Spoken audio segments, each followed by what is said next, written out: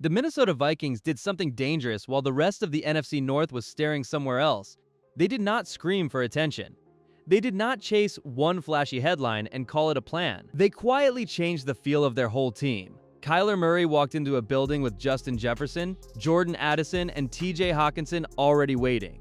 That alone should make every defense pause. Because when a team adds real speed at quarterback to weapons like that, the old version of the offense is gone, and the scary part is, the offense is only half the story. Brian Flores finally got more power for the middle of his defense. Caleb Banks brings rare size, rare length, and the kind of upside that can change how an offensive line blocks Minnesota. Dominique Orange adds even more weight inside. Jake Golday gives the second level more bite. This is where the Vikings start to feel different.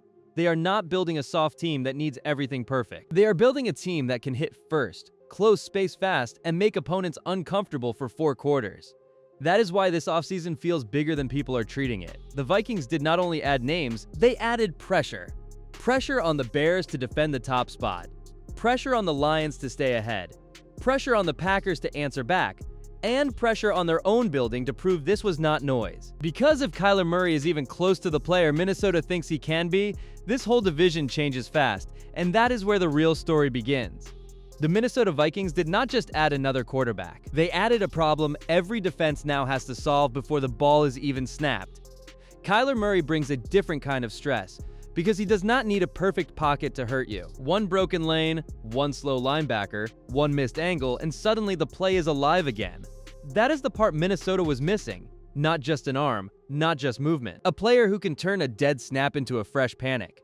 Now put that beside Justin Jefferson, and the whole picture gets heavier. Jefferson already forces defenses to tilt coverage. Jordan Addison already punishes space. Jay Hawkinson already works the middle where linebackers start guessing. But with Kyler Murray, those guesses get harder. Sit too deep, and he can steal yards with his legs. Step forward too fast, and the ball goes over your head.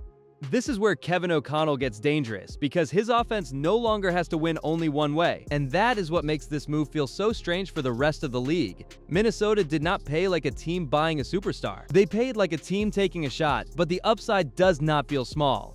JJ McCarthy still matters, but right now Kyler Murray changes the temperature in the room. If he grabs this offense fast, the Vikings are not waiting around for the future anymore. They are pushing their window open right now, and the next reason comes from the other side of the ball, where Brian Flores may have found the kind of defender this defense was missing. The Minnesota Vikings did not play it safe when they called Caleb Banks at pick 18. They swung hard. This was not a quiet depth pick. This was a first-round rookie built like a problem, standing 6'6", weighing 327 pounds, with a wingspan over 7 feet.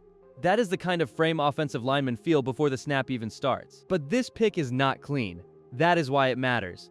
The talent is loud, but the risk is louder if Minnesota gets it wrong. Caleb Banks has the size to crush the pocket from inside, the length to lock out blockers, and the movement to slide across different spots in Brian Flores' front. He can line up over the guard. He can crowd the center. He can be moved around to create ugly matchups.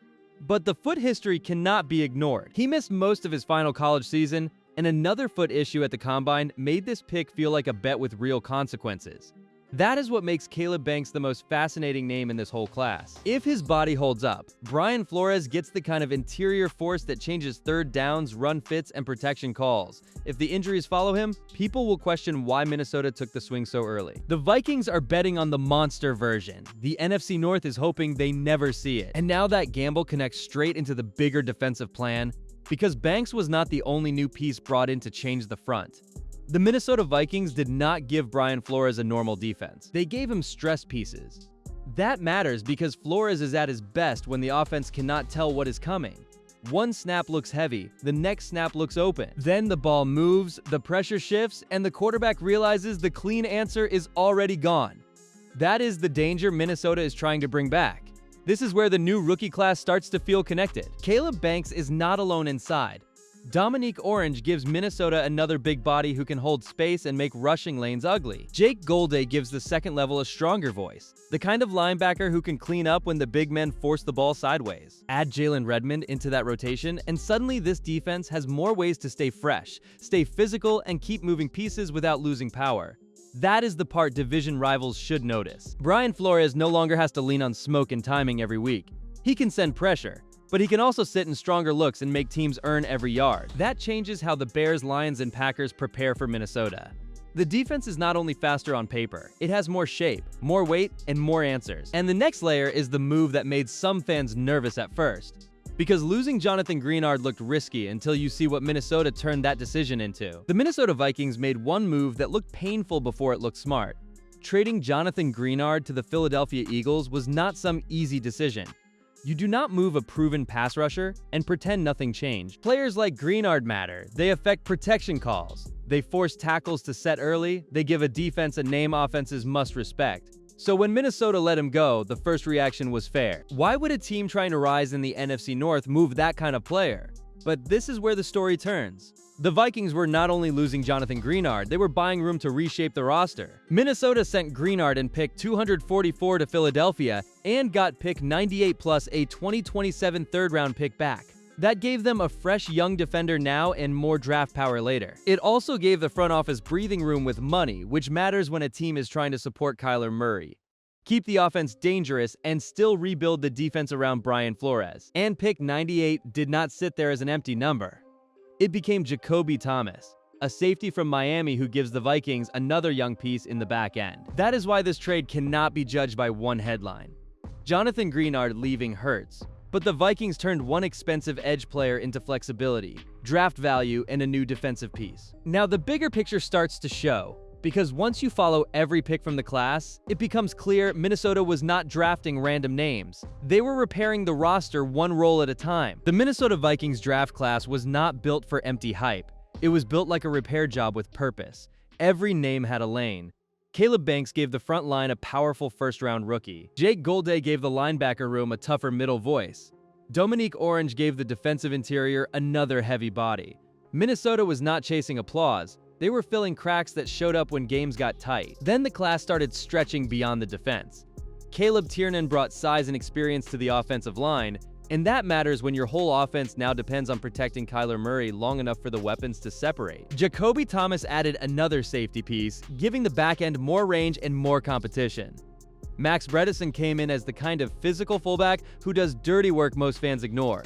But coaches noticed fast. This was not random depth, this was role shopping, and the late picks kept the same theme. Charles Demings brings cornerback speed.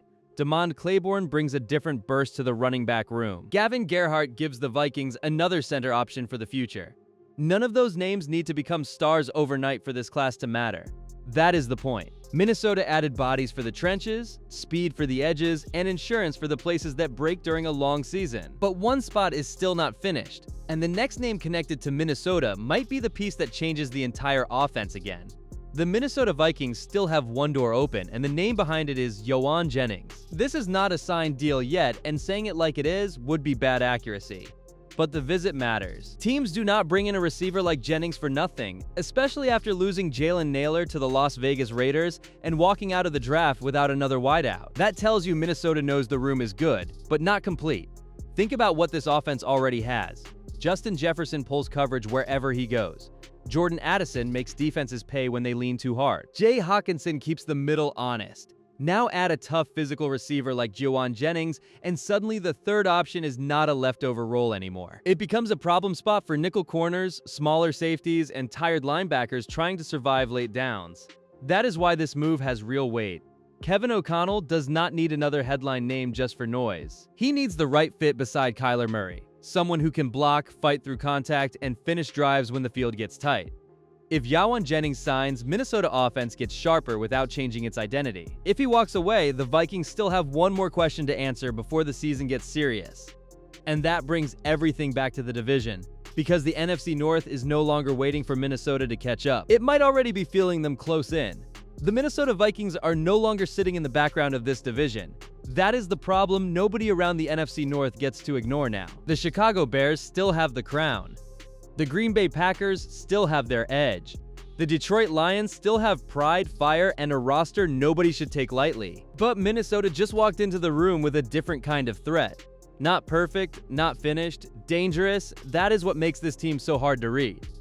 Kevin O'Connell has an offense with real punch again. Brian Flores has more size and more answers on defense. Kyler Murray gives the Vikings a faster heartbeat at quarterback. Justin Jefferson, Jordan Addison, and TJ Hawkinson give him enough help to make every Sunday feel uncomfortable for the other sideline. And if Caleb Banks grows into the force Minnesota drafted him to become, this defense stops being interesting and starts becoming a weekly problem. So the warning is simple. The Vikings do not need every gamble to hit for this season to get loud. They need enough of them to hit at the same time. One healthy jump from Caleb Banks, one strong year from Kyler Murray, one more clean move at receiver. That is how a team goes from being watched to being feared. The NFC North might still belong to someone else on paper, but paper does not block pressure, cover Justin Jefferson, or chase Kyler Murray when the play breaks loose.